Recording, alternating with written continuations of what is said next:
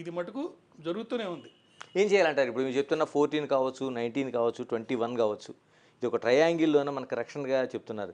ఇది ఉల్లంఘన జరిగితే? ఉల్లంఘన జరిగితే అటు కోర్టుల్లో జడ్జెస్ కూడా చాలా పవర్ ఉందండి. సీరియస్ అండ్ పవర్ఫుల్ సెక్షన్స్ ఉన్నాయి. సిఆర్పిసిలో సెక్షన్ 190 క్లాస్ సి అని ఉంది.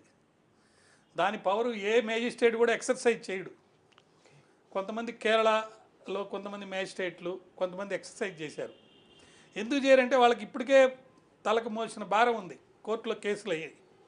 మరి అటువంటప్పుడు సుమోటోగా వాళ్ళు ఆ పవర్ని ఎక్సర్సైజ్ చేసి దాని ద్వారా తగు రీతిలో న్యాయం చేయాలంటే వాళ్ళకి కుదరదు, జరగదు. కాబట్టి దీనికి సంబంధించి ఈ మధ్య పోలీస్ ఆఫీసర్స్ కూడా ట్రైనింగ్ ఇస్తున్నారు. ప్రతి స్టేషన్లో ఒక ఇద్దరికి ఈ ఇంటర్నెట్ ద్వారా జరిగే చీటింగ్ కేసెస్, లేకపోతే ఇప్పుడు ఫ్రాడ్ జరుగుతుంటుంది, నెట్లో ఫ్రాడ్ చేసి డబ్బులు సీజ్ చేసేయి, ఇటువంటి వాటన్నిటికి కూడా త్వరితగతిన న్యాయం చేయాలని లోక్ అదాలత్లో కూడా డబ్బులు ఏడైనా సీజ్ అని దొరికితే పట్టుకొని వెంటనే ఇచ్చేస్తున్నారు ఆ విక్టిమ్కి. ఇదివరకైతే కేసు అయిపోయేదాకా ఉండాలి డబ్బులు అక్కడే.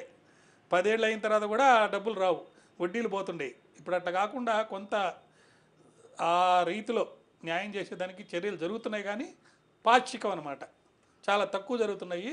పోలీస్ ఆఫీసర్స్లో కూడా సపరేట్ ఒక వింగ్ ఉండాలి దానికి కూడా టెక్నికల్గా క్వాలిఫైడ్ అయిన పీపుల్ ఉండాలి. పర్టికులర్లీ ప్రతి స్టేషన్లో కూడా ఒక ఉమెన్ పోలీస్ ఆఫీసర్ ఉండాలి. ఇప్పుడు ఈ సినిమా వాళ్ళలో ఎవరు ఒక్క మగ హీరో యొక్క ఫోన్ ట్యాప్ చేసినట్టుగా చెప్పండి, లేదు, అంత లేడీసే. పేర్లు నేను చెప్పను కానీ నేను చదువుతున్నాను.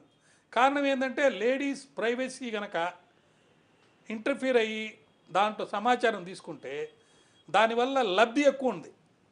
ఎలాగంటే మన టెలిగ్రాఫిక్ యాక్ట్ సంబంధించి చూస్తే ఒక